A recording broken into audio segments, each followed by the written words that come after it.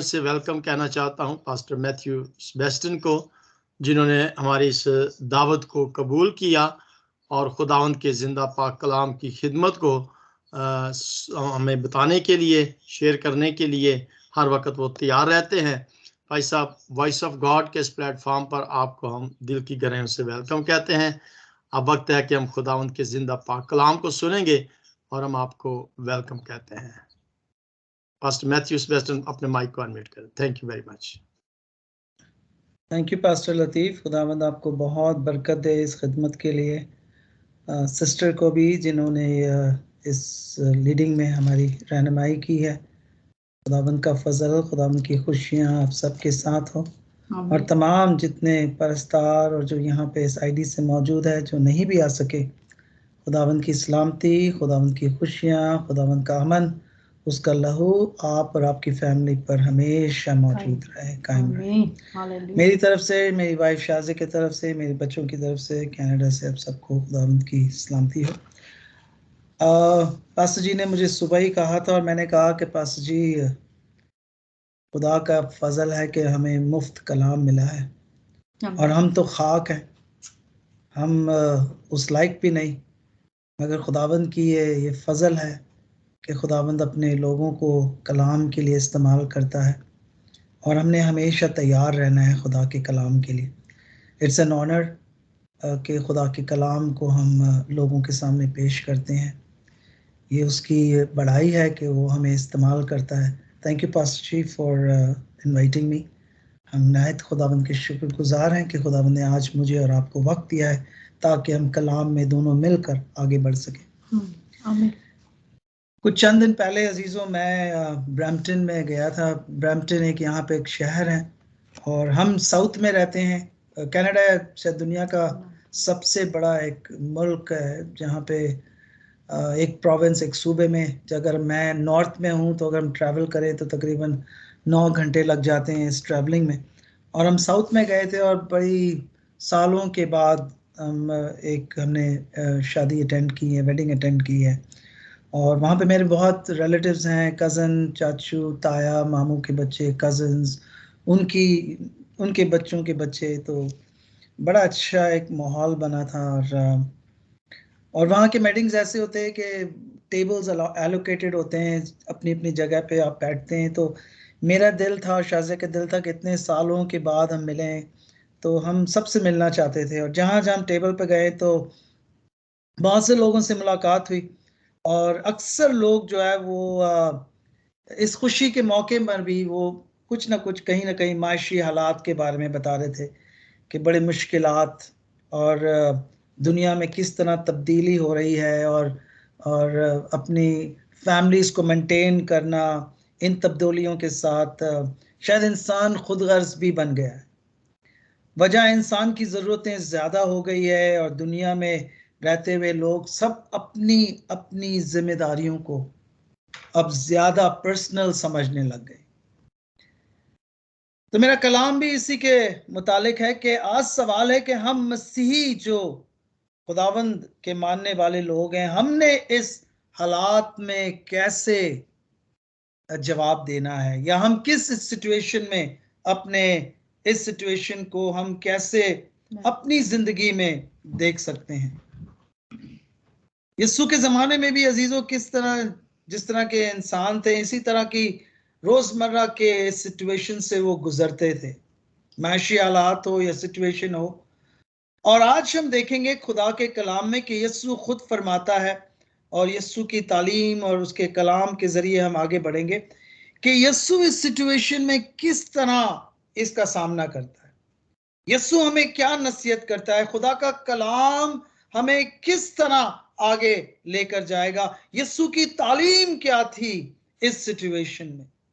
यीशु इस तरह की सिचुएशन में एक दूसरे के साथ उसका रिलेशन और सलूक यीशु का क्या था, शागिर्दों का क्या था, ये सब खुदा के कलाम में आज हम सीखेंगे। और कलाम जब हम पढ़ते हैं, उसको हम समझते हैं और उस पर अमल करते हैं, तभी हम कह सकते हैं कि वाकई में इस हालात में खुदावंद हमारी रहनुमाई करता है, हमें रोशनी देता है कि हम इस सिचुएशन में भी खुदा के कलाम के मुताबिक और खुशी के साथ, बड़ी तसल्ली के साथ इस कलाम के साथ अपनी जिंदगियां गुजार सकते हैं। हालात अजीजों यस ऊपर नीचे होंगे, माशी हालात आपके तब्दील होंगे, मगर खुदा का कलाम अजीजों तब्दील नहीं होगा। खुदा का कलाम हमें उसी रोशनी में, उसी हालत में उस खुदा के साथ चलने का हमें अज़म भी देगा, हमें ताकत भी देगा, हमें रोशनी भी देगा और हमारी रहनुमाई भी देगा। आज हम खुदा के कलाम के वसीले से आज हम देखेंगे कि खुदा जब इंसान को बरकत देता है तो इस बरकत में खुदा चाहता है कि हालात जिस तरह की भी हो, हमने एक दूसरे के लिए बरकत का बाइस बनना है। मैं इस 2 आयत से जरा कलाम को शुरू करूंगा। मेरी वाइफ मेरे साथ है, प्लीज कलाम अपने पास रखना। इफसियों के खत उसके 4 बाब और 25 और 28 आयत को हम पढ़ेंगे। बस झूठ बोलना छोड़कर हर एक शख्स अपने पड़ोसी से सच बोले, क्योंकि हम आपस में एक दूसरे के अज़ू हैं। गुस्सा तो करो मगर गुनाह ना करो। सूरज के डूबने तक तुम्हारी खफगी ना रहे और अबलीस को मौका ना दो। चोरी करने वाला फिर चोरी ना करे, बल्कि अच्छा पेशा इख्तियार करके हाथों से मेहनत करे, ताकि मोहताज को देने के लिए उसके पास कुछ हो। आमीन आमीन। अजीज ये तो एक पहली आयत थी और एक और आयत हम पढ़ेंगे, हवाला 1 तिमोथी उसके 6 बाब उसकी 17वीं और 18वीं आयत। इस मौजूदा जहान की दौलतमंदों को हुक्म दे कि मगरूर ना हो और ना पायदार दौलत पर नहीं, बल्कि खुदा पर उम्मीद रखें, जो हमें लुत्फ उठाने के लिए सब चीजें इफरात से देता है। और नेकी करें और अच्छे कामों में दौलतमंद बने और सखावत पर तैयार और इमदाद पर मुस्तैद हों। आमीन आमीन। अजीजों इन दोनों मरकजी आयत में खुदा अपने कलाम में मैं से छोटे से मफहूम बताऊंगा। खुदा कलाम में फरमाता है कि झूठ बोलना छोड़ दें, चोरी करना छोड़ दें, और खुदा कहता है अपने हाथों से मेहनत करना सीखें। और जब मेहनत करेंगे तो मोहताजों की आप मदद करें। खुदा हमें बरकत इसलिए नहीं देता है कि अजीजों बरकत हम अपने पास ही रखें। खुदा जब इंसान को बरकत देता है तो खुदा की ये चाहत है कि हम मोहताजों की मदद करें। और 1 तिमोथी उसके 6 बाब उसकी 17वीं और 18वीं आयत में मफहूम यह है कि खुदा दौलतमंद वो होते हैं जिसको खुदा बरकत देता है, और हम बरकत याफ्ता लोग हैं। इस दौलत में खुदा की चाहत है कि हम इस दौलत में दूसरों को भी शेयरिंग करें, बांटें अपना दौलत, शेयरिंग करें, उनकी मदद करें। इस दौलत पर घुमंड नहीं करना है अजीजों, हमने मगरूर नहीं होना है अजीजों, बल्कि ये खुदा की चाहत है। और खुदा कलाम में फरमाता है कि आज जिस तरह की भी माशी हालात हो, सिचुएशन हो, खुदा ने जिस तरह की हमें बरकत दी है, हमें बरकत को अजीजों शेयर करना है।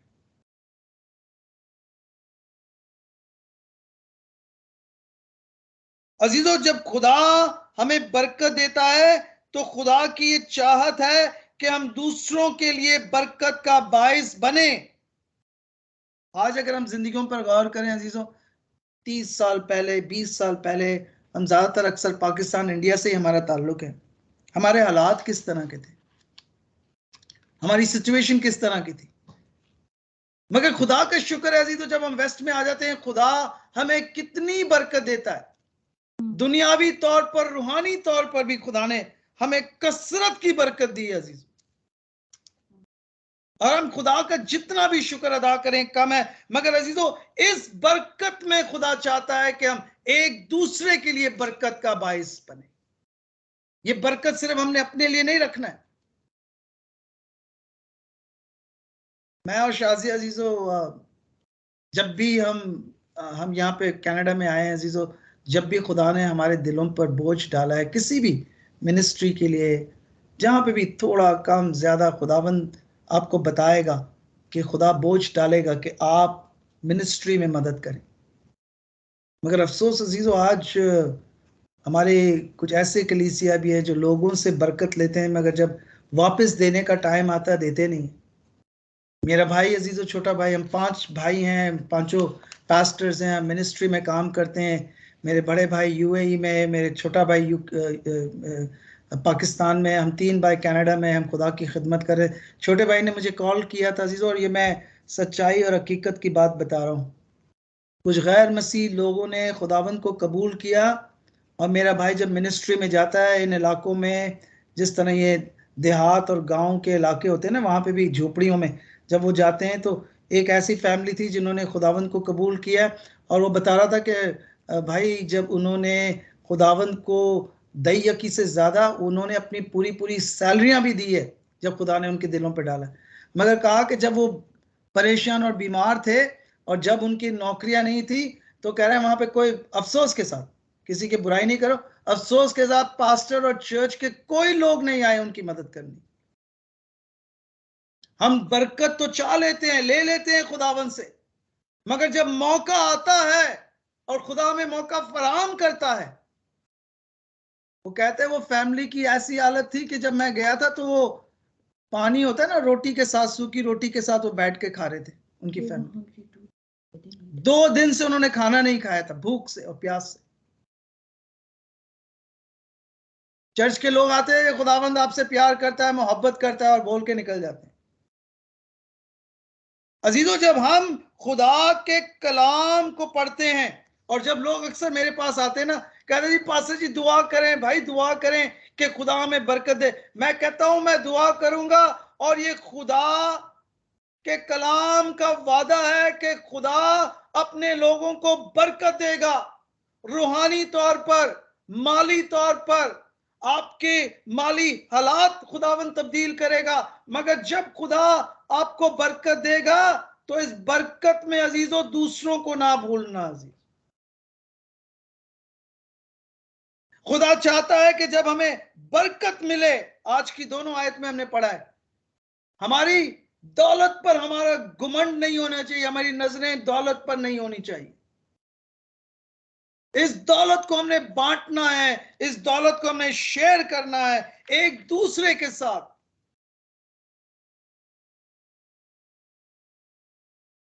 इन दोनों आयत में अजीजों खुदावंद फरमाता है कि अजीजों हम अपनी बरकत को अजीजों हमने दूसरों के साथ अजीजों बांटना, उन लोगों के साथ बांटना है जिनके पास कुछ ना हो, मोहताज हो।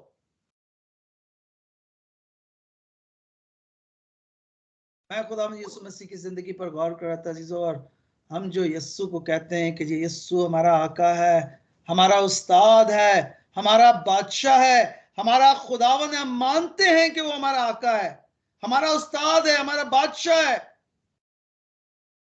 वो हमारा रोल मॉडल है। आज हम यस्सु की जरा जिंदगी पर देखेंगे, यस्सु के अल्फाज क्या थे खिदमत के लिए, लोगों की मदद के लिए क्या थे। मती की अंजील उसके 20 बाब उसकी 28वीं आयत में खुदावंद फरमाता है, देखिए खिदमत की बात हो रही है। चनाचा इब्ने आदम इसलिए नहीं आया कि खिदमत ले, बल्कि इसलिए कि खिदमत करे और अपनी जान बथेरों के बदले फिदिया में दे। आमीन आमीन। खुदावंद कहता है मैं खिदमत करवाने नहीं बल्कि खिदमत करने आया हूं। हम चाहते हैं कि जी हमारी लोग खिदमत करें। जीजो, हम जो मसीही लोग हैं, हम चुने हुए लोग हैं, बरगीज़ा लोग हैं, खुदावंद के उस लहू से अजीजों हम खरीदे हुए लोग हैं। खुदावंद ने अजीजों कहा है कि खिदमत करना सीखें।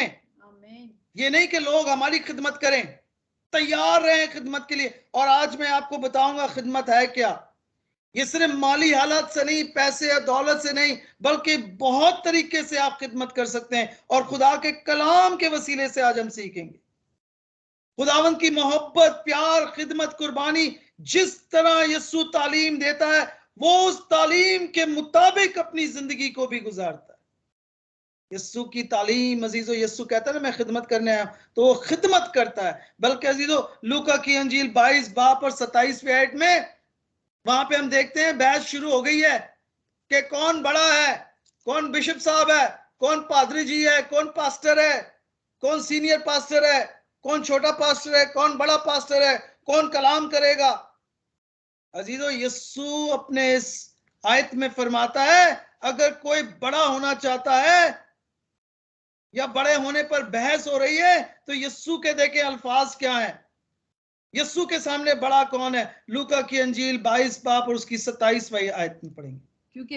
क्योंकि बड़ा कौन है, वो जो खाना खाने बैठा या वो जो खिदमत करता है? क्या वो नहीं जो खाना खाने बैठा है? लेकिन मैं तुम्हारे दरमियान खिदमत करने वाले की मानित हूं। आमीन। देखिए यस्सु कहता है मैं खाना खाने सिर्फ नहीं आया हूं, मैं खिदमत करने आया हूं।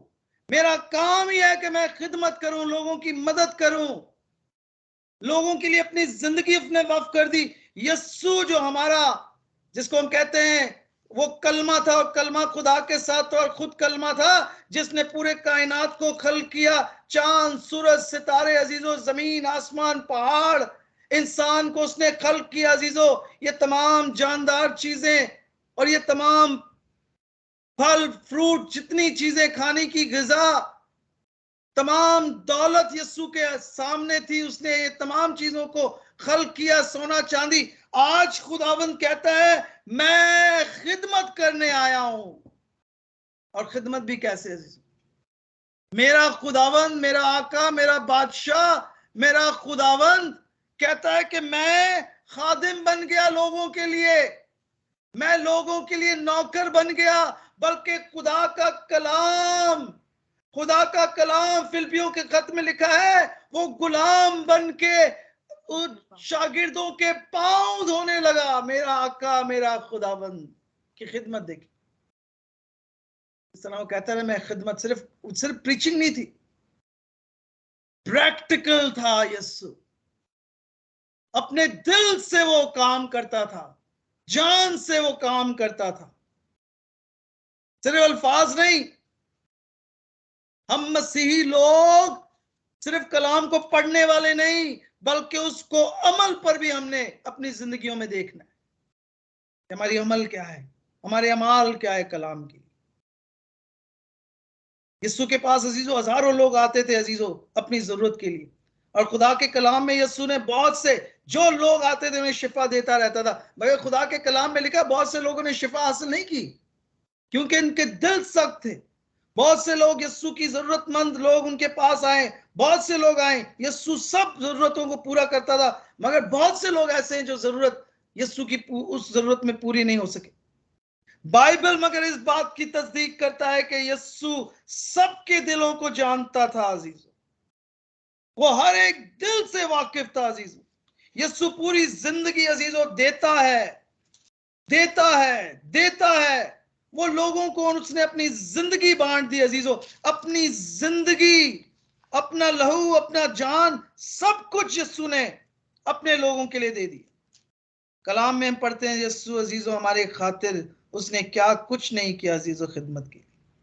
और आज अजीजों खुदावंद मेरे और आपकी जिंदगी से वो खिदमत चाहता है। और हम कलाम में पढ़ेंगे अजीजों ये खिदमत किस तरह की होगी। ये क्या पैसे, दौलत, रुपए, उसके अलावा भी और खिदमतों की बात होगी। सबसे पहले अजीजों खुदावंद हमें जिस तरह उसने निजात दिया है, सलीब पर जान दी है, ये हम ना कहें कि हम निजात याफ्ता है जी, काफी है जी। बल्कि खुदा मरकज की अंजील उसके 16 बाब 15वीं आयत में देखें क्या फरमाता है निजात और खिदमत के बारे में। और उसने उनसे कहा कि तुम तमाम दुनिया में जाकर सारी खल्क के सामने अंजील की मुनादी करो। जो ईमान लाए और बपतिस्मा ले वो निजात पाएगा, और जो ईमान ना लाए वो मुजरिम ठहराया जाएगा। आमीन। अजीजों खुदावंद यस्सु ने मुनादी की, खुदा के कलाम की प्रचार की, और हमने सुनकर निजात हासिल की है। मगर खुदा अजीजों कहता है ये खिदमत यहाँ पे खत्म नहीं हुई है।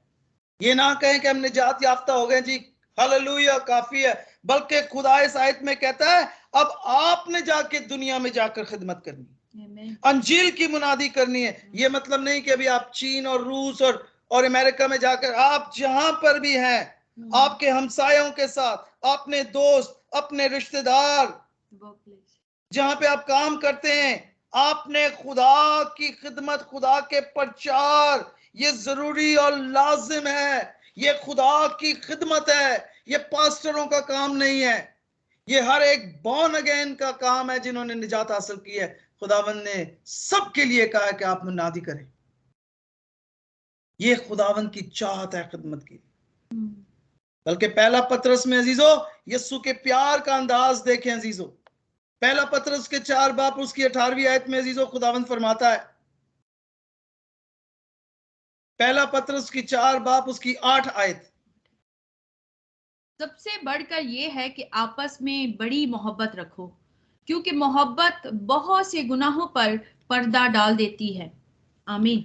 अजीजो दूसरी खिदमत जो है खुदावन कहता है मोहब्बत, मोहब्बत। और इस आयत में अजीजो ये नहीं कहा कि आपस में मोहब्बत, बल्कि बड़ी मोहब्बत, बड़ी मोहब्बत। जब हम कलाम को पढ़े ना, बड़ा गौर से पढ़ना, खुदा के अल्फाज गौर से पढ़ना। ये सिर्फ मोहब्बत करने की बात नहीं हो रही है, बल्कि एक दूसरे के साथ बड़ी मोहब्बत। बड़ी मोहब्बत का मतलब है पुरजोश मोहब्बत, अमली मोहब्बत। जब मैं कहता हूं ना पास्टर लतीफ से मेरा प्यार है, तो खुदावन का प्यार ऐसा है कि सिर्फ अल्फाज नहीं, पास्टर के लिए मैं दुआ भी करूंगा, मैं रोजे भी रखूंगा। पास्टर जी जब भी मुझे खिदमत के बुलाए मैं कहूंगा आमीन, जब मैं रेडी हूं। आमीन। ये सिर्फ अल्फाज नहीं, बल्कि कलाम और यीशु से मोहब्बत की बात है। हम पता है क्या, मैं जब कराची में जब मैं फादर था और पास्टर था, बहुत से लोगों के पास में जाता था। अक्सर अजीजों कभी कभार ऐसा होता था कि मैं जाता था शाम में, तो लोग तैयारी में होते थे, और कुछ ऐसे फैमिली भी होते थे जिनके पास खाना नहीं होता था, भूखे होते थे, प्यासे होते थे। और अजीजों ये टाइम होता है मोहब्बत दिखाने का, अपनी शेयरिंग करने का। अगर मैं सिर्फ वहां पे दुआ करके चला जाऊं और मेरे पास बरकत है और मैं बरकत ना दूं, तो देखें दूसरा यकूब के खत दूसरे बाब और 15वीं आयत में देखें ये मोहब्बत किस तरह की है, मेरी खिदमत किस तरह की होगी। यकूब 2 बाब उसकी 15वीं आयत को जरा पढ़ेंगे।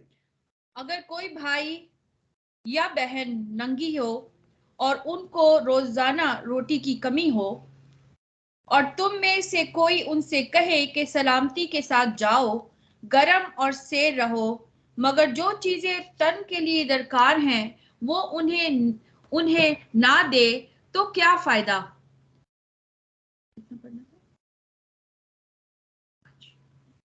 2 बाब 15वीं और 16।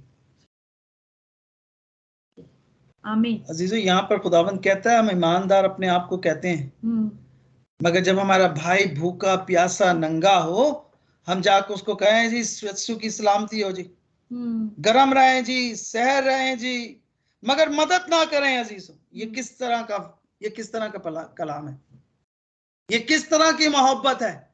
जब आपके भाई भूखे प्यासे नंगे हैं और आपके पास है बरकत, मगर आप कह रहे हैं जी यीशु की सलामती, दुआ जी, सब चीज सही है जी।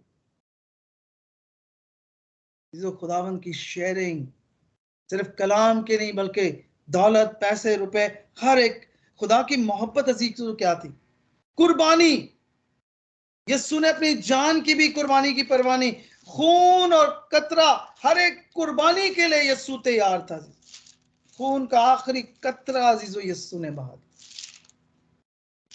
जब हम खिदमत के लिए निकलते हैं ना अजीजो, यीशु है कि हम एक दूसरे को माफ करें। खिदमत ये भी होती है अजीजो, हम खिदमत के लिए निकलते हैं मगर दूसरे एक दूसरे को माफ नहीं करते हैं। चर्च में उसने ऐसे कह दिया, इस पास्टर ने ऐसे कह दिया, उसने एल्डर ने यूं कह दिया, हमारे रिश्तेदारों ने ऐसे कह दिया, मेरे भाई ने ऐसे कह दिया। यीशु अजीजों जब खिदमत के लिए हम निकलते हैं अजीजों, और ये अमली तौर पर देखें, यीशु हमें माफ करता अजीजों। इफसियों के खत उसके 4 बाब और उसकी 32 आयत में जरा पढ़ेंगे जी। और एक दूसरे पर मेहरबान और नरम दिल हो, और जिस तरह खुदा ने मसीह में तुम्हारे कसूर माफ किए हैं, तुम भी एक दूसरे के कसूर माफ करो। हालेलुया। खुदावंद कहता है जब खिदमत के लिए निकले तो सबसे पहले एक दूसरे को माफ करना सीखें, मेहरबान और नरम दिल। और जिस तरह यस्सु ने माफ किया, जिस तरह यस्सु ने माफ किया, यस्सु ने कैसे माफ किया? मुकम्मल तौर पर माफ किया। कोई ऐसा शख्स है जो यस्सु के पास माफी की तलब के लिए गया और यस्सु ने इनकार किया? अगर इंसान अपने सच्चे दिल के साथ माफी मांगे अजीजों, खुदा का कलाम पहला यूहन्ना पहले बाप उसकी 9वीं आयत में लिखा है, अगर अपने गुनाहों का इकरार करे तो वो हमारे गुनाहों के माफ करने और हमारी सारी नाराजगी से पाक करने में सच्चा और आदिल खुदा है। हमारा खुदावंद अजीजों हर एक गुनाह माफ करने के लिए तैयार है। शर्त यह है कि अजीजों हम अपने गुनाहगार होने का इकरार करें, उस यस्सु के सलीबी मौत और लहू का इकरार करें कि मेरा यस्सु मेरा निजात दहिंदा, जिसने मेरे लिए वो खून और फिदिया बहाया है, जब मैं उस सलीब के पास जाऊं इस यकीन के साथ मैं उसे निजात दहिंदा जब मैं एक्सेप्ट करता हूं तो अजीजों, और मैं दिल के साथ इकरार करता हूं तो यस्सु हमें माफ करे। और जब अजीजों यस्सु हमें माफ करता है तो कितना जरूरी है कि हम भी एक दूसरे को माफ करें। ये मोहब्बत है अजीजों यस्सु की। मेरा बेटा है अजीजों इमैनुअल, 10 साल का है, बड़ा शरारती, कभी कभार अच्छा बच्चा है, मैं शरारती करता है, अपनी बहनों को सताता है, कभी कभार तंग करता है। तो मैं जो ना यहाँ पे, आपको पता है वेस्ट में बच्चों को मारते नहीं है जिस तरह पाकिस्तान में, तो मैं उसको एक जगह में बिठा देता हूँ। वो बेटियों को तो इतना नहीं करता हूँ, बेटे को मैं जो ना वो बड़ा, वैसे तो अपनी भाई बहनों के साथ बड़ा वो, कभी कभार जब ना, तो एक दफा मैंने उसको जब बिठाया तो काफी देर के बाद वो बैठा रहा, तो मेरी छोटी बेटी आई मेरे पास, कहे डैडी वो इमैनुअल को माफ कर दें। मैंने कहा बेटा ये बार बार करता है ये, तो वो मुझे कलाम बताने लगी। उन्होंने कहा यस्सु ने भी माफ किया डैडी, और बार बार माफ किया हमें, आपको you have to forgive him, आपने माफ करना है इमैनुअल को। अजीजों यस्सु ने हमें कितनी दफा माफ किया, हम जब भी यस्सु के पास जाते हैं यस्सु हमें माफ करता है, ये नहीं पूछेगा, कोई कंडीशन नहीं है अजीजों, सिर्फ हमारे दिल साफ होने चाहिए। और यस्सु जिस तरह हमें माफ करता है अजीजों, हमने भी बार बार एक दूसरे को माफ करना है। लोग कहेंगे कितनी बार? मल्टीपल, जितनी दफा वो सच्चे दिल के साथ आए और कहें कि हमें माफ करें, जरूरी है अजीजों हमने माफ करना। जब हम खिदमत के लिए निकलते हैं ना तो ये सिर्फ पैसे दौलत और उसकी बात नहीं है, यहां पर भी अजीजों पाक अंजील की बशारत, खुदा की मोहब्बत की बशारत, खुदा के माफी की बशारत, ये तमाम खिदमत की बातें अजीजों। गलतियों के खत उसके 6 बाब 6 आयत में लिखा है, कलाम की तालीम पाने वाले, तालीम देने वालों को सब अच्छी चीजों में शरीक करें। खुदावंद कहता है कि जब हमें तालीम मिली है और ये सच्चाई हमें मिली है तो हमारी जिम्मेदारी है कि हम भी एक दूसरे को तालीम दें। आप ये कहेंगे कि जी पास्टर जी हम तो उस्ताद नहीं है, ना तो हम यूनिवर्सिटी में गए, ना तो हम कॉलेज में गए, ना तो हमने डॉक्टरेट किया है। तो अजीजों मिसाल जो है ना उस्ताद की वो है जब कोई बाइबल की बात सच्चाई के साथ किसी को समझाए तो वो खुदावंद के तालीम के लिए वो उस्ताद बन जाता है। जब मेरे छोटी बेटी ने आकर मुझे ये बात एक बार फिर बताई कि खुदावंद ने माफ किया डैडी, आपने भी इमैनुअल को माफ करना है, तो मेरी बेटी उस्ताद बन गई खुदावंद के उस सच्चाई के लिए। हम अजीजों बच्चों से भी सीखते हैं अजीजों, ये नहीं है कि आपने डॉक्टरेट लेना है। हम कलाम को तो पढ़ते हैं, बहुत दफा मैंने भी पढ़ा है, मगर कभी कभार अजीजों जब कलाम हमारे दिलों में आती है अजीजों, या कहीं से भी आती है, कोई भाई बहन हमें सच्चाई बताता है अजीजों, वो हमारे लिए उस्ताद बन जाता है अजीजों। उस कलाम की तालीम के लिए वो हमारे लिए उस्ताद बन जाता है अजीजों। और फिर अजीजों रूह कुछ हमें वो ताकत और दनाई देता है जिसके जरिए वो हमें सिखाता है अजीज। 2 कुरिन्थियों उसके 1 बाब उसकी 3 और 4 आयत में लिखा है, खुदावंद हमें आराम और तसल्ली देता है। खुदा हमें आराम और तसल्ली देता है। अजीजों, जब आप मिनिस्ट्री में जाएं या मिनिस्ट्री में ना भी जाएं, अगर खुदावंद के कलाम के मुताबिक आप अपनी खिदमत कर रहे हैं, और जिस तरह मैंने कहा सब ने खिदमत करनी है, जब हम शेयरिंग करते हैं, जब हम खुदा का कलाम बांटते हैं, तो लोग आपके पास आएंगे आराम और तसल्ली के लिए। मेरी हमेशा ख्वाहिश है अजीजों, जब मैं और शाजिया चर्च में हो, घर में हो, लोग हमें फोन पे बात करते हैं, तो अजीजों हम शायद अगर दौलत से भी ना उनकी मदद कर सके। कनाडा में लोगों की पैसे रुपए की इतनी नहीं जितनी की उन्हें रूहानी तौर पर दुआ की जरूरत होती है। तो हम हमेशा उन्हें कहते हैं, उसी वक्त हम कहते हैं, हम ये नहीं कहते हम दुआ करेंगे, हम उसी वक्त घुटने होकर उनके सामने होकर हम दुआ करना शुरू कर देते हैं। हम उन्हें तसल्ली देते हैं, हम कहते हैं कि परेशान मत होना, हम आपके लिए दुआ करेंगे, हम रोजे में ठहरेंगे, हमारे बच्चे घुटने होकर। ये अजीजों तसल्ली की बात है, ये अपनी बड़ाई नहीं, ये खुदावंद की बड़ाई होती है जब हम उन्हें तसल्ली देते हैं, आराम देते हैं इस खिदमत में। मुझे याद है अजीजों, 2 हफ्ते पहले टोरंटो जाने से पहले हमारे यहाँ एक नेबर है शर्ली, 80 साल की वो बुजुर्ग है, दूसरे चर्च में जाती है, तो बीमार थी, तो शाजिया उससे बातें कर रही थी, तो मैं भी जब बातें उनसे कर रहा था, तो उन्होंने मुझसे शेयर किया कि कहा कि मुझे डॉक्टर ने कहा कि कैंसर, उन्होंने शायद डिटेक्ट किया कैंसर, और वो उन्होंने एक्सेप्ट भी कर लिया था कैंसर। तो शाजिया ने कहा ऐसे नहीं होता, हमारा खुदावंद, और हम आपके लिए दुआ करेंगे, रोजा रखेंगे, हमारे बच्चे भी घुटने होकर दुआ करेंगे, और खुदावंद इस सिचुएशन को चेंज करेगा। आप यकीन करें अजीजों, 2 हफ्ते के बाद हम टोरंटो जाने से पहले उस औरत ने हमें बुलाया, हमारी नेबर्स ही हैं, हमसाया, उसका नाम शर्ली है, उसने बुलाया, उसने कहा कि मेरे फैमिली डॉक्टर ने कहा है कि ये कैंसर शायद ना हो। तो मैंने कहा ये ना होने वाली बात नहीं, ना होगी खुदावंद में, क्योंकि खुदावंद के लोग जब घुटने होकर, और शाजिया घुटने होकर हमने उनके लिए दुआ की, उसी वक्त हमने उन्हें खुदा की तसल्ली दी, खुदा का आराम दिया, और हमने उन्हें बताया कि खुदा आपसे मोहब्बत करता है। हालेलुया। उसने, और मैंने कहा कि ये एक्सेप्टेंस की बात होती है।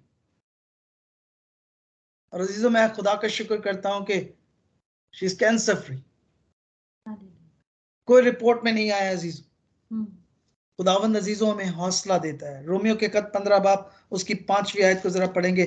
खुदा देखें अजीजों, जब हम शेयरिंग करते हैं ना, ये मैं कहता हूँ शेयरिंग सिर्फ इससे नहीं होता है कि जी हमने आपको पैसे ही देने हैं, अपने आपको कपड़े देने हैं, खाना ही देना है। अगर खुदावंद ने आपको बरकत दिए दें, मगर उसके साथ साथ खिदमत अजीजों, ये दुआ रोजे में उन्हें बताना कि हम दुआ कर रहे हैं आपके लिए, हम रोजे में ठहरे हैं, हम घुटने होकर दुआ करते हैं हमारे बच्चों के साथ, फैमिली के साथ, अब परेशान मत होना। ये तसल्ली और आराम की बात है जहां पे खुदा हमारी खिदमत को देखता है। रोमियो के खत उसके 15 बाब और 5वीं आयत। और खुदा सबर और तसल्ली का चश्मा तुमको ये तौफीक दे कि मसीह यीशु के मुताबिक आपस में यक दिल रहो। आमीन। अजीजों, कभी कभार जब आप किसी के लिए घुटने होकर दुआ करते हैं और उनके कंधों पर हाथ रखकर दुआ कर लेते हैं, ये हौसले की बात होती है अजीजों। आप कहते हैं कि परेशान मत होना, खुदावंद आपके साथ है, हम आपके साथ खुदावंद में रहकर दुआ करेंगे। ये अजीजों तसल्ली और चश्मे के बायस है मसीह खुदावंद के मुताबिक आपस में यक दिल होना अजीज। और ये सिर्फ आपकी जरूरत नहीं है अजीज, मेरी जरूरत भी है, पास्टर लतीफ की भी जरूरत है कि आप अपने पास्टर और खादमों के लिए दुआ करें। मुझे याद है अजीजों, 2 साल पहले शायद कुछ लोगों को यहाँ पे इल्म नहीं है, शाजिया के ऊपर एक यहाँ पे कोर्ट केस हो गया था। एक बच्चे ने इल्ज़ाम लगाया था कि ये शाजिया ने उस बच्चे को गला दबाया है, फिर 4 बच्चे और उन्होंने झूठी गवाही दी। हमने पास्टर लतीफ़ को फ़ोन किया था, पास्टर लतीफ़ को याद है, पास्टर लतीफ़ ने हमें तसल्ली दी, उसने कहा परेशान मत होना, खुदा के वादे दिए। अजीज़ों, ये होता है अजीज़ों, हमें ईमेल्स आए अजीज़ों लोगों के, उन्होंने हमें ईमेल किया खुदा के वादों के जरिए। उन्होंने कहा, बहुत से लोग, हम दूसरे मीटिंग में भी जाते हैं, वहां पे भी मैं प्रीचिंग करता हूँ, सिस्टर फिरदौस, सिस्टर रुखसाना, उन्होंने कहा कि हमने गिड़गिड़ा कर, रो कर दुआ हमने की, हमने रोजे में हम ठहरेंगे आपके लिए, खुदावंद आपकी सिचुएशन को। अजीजों, ये हमारे जितने खौफ थे वो हौसले में तब्दील हो गए कि खुदा की तसल्ली जो खुदा अपने लोगों को देता है अजीजों। और इस वादों के साथ अजीजों हमने ये तमाम जो 2 साल हमने, 1.5 साल हमने अजीजों गुजारा है, ये खुदा के कलाम के वादों के मुताबिक। जो पास्टर्स हमारे, जो भाई बहन हमारे थे, जिन्होंने कहा कि परेशान मत होना, ये सिर्फ हम नहीं बल्कि हमारे लिए भी लोगों ने दुआ की। और ये यकदिल होने की बात होती है अजीजों। हमारी खिदमत अजीजों खुदावंद के साथ जुड़ी हुई है अजीजों। खुदावंद इन 3 तमाम चीजों में अजीजों खुदावंद हमें तसल्ली देता है अजीजों। इफ्सियों के खत में अजीजों उसके 4 बाब दूसरी आयत में खुदावंद सब्र देता है, वो सब्र का मंबा अजीजों। आज अजीजों हमारे वालिदैन को जरूरी है कि बच्चों के साथ सब्र के साथ पेश आए, शौहर बीवी को एक्सेप्ट करे, बीवी शौहर को एक्सेप्ट करे। यही खुदावंद में अजीजों, हम सब्र के साथ इंतजार नहीं करते हैं अजीजों। इफ्सियों के खत उसके 4 बाब उसकी दूसरी आयत में लिखा है, यानी कमाल फरोतनी हलीम के साथ तहम्मुल करके मोहब्बत के साथ एक दूसरे को बर्दाश्त करो। आमीन। ये खुदावंद की खिदमत है अजीजों, एक दूसरे को बर्दाश्त करना, सब्र के साथ, इंतजार के साथ। आज अजीजों हम अपने आप को मसीह कहते हैं, मगर हमारे में सब्र नहीं है, बर्दाश्त नहीं। इब्रानियों के खत उसके 10 बाब उसकी 24 आयत में, इस कलाम को मैं खत्म करूंगा इस आयत से, कि इब्रानियों के खत उसके 10 बाब 24 आयत में लिखा है अजीजों कि खुदावंद हमें तरगीब करता है। तरगीब का मतलब मोटिवेट। जरा इस आयत को जरा पढ़ेंगे।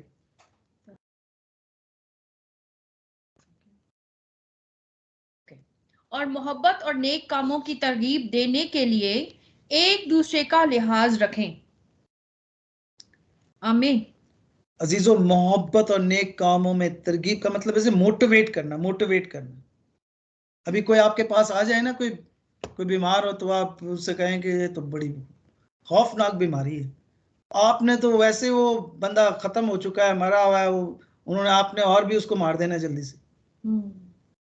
यहाँ पे तरगीब का मतलब अजीजों, आपने उनको मोटिवेट करना है पॉजिटिवली, मनफी तौर पर नहीं, पॉजिटिवली, कलाम के वसीले से, मोहब्बत और नेक कामों की वसीले से उन्हें मोटिवेट करना है कि हमारा खुदावंद शिफा देने वाला खुदा है, हमारा खुदावंद फाइनेंशियल सिचुएशन को चेंज कर देगा, हमारा खुदावंद आपके बच्चों के फ्यूचर को सिक्योर कर देगा, हमारा खुदावंद खुदा आपकी तमाम जो लोगों ने रुकावटें की वो रुकावटों को निकाल देगा, हमारा खुदा जो नामुमकिन कामों को मुमकिन कर देगा, क्योंकि हमारा खुदावंद अजीजों वो अजीम खुदा है जो हर सिचुएशन को अजीजों चेंज कर देगा।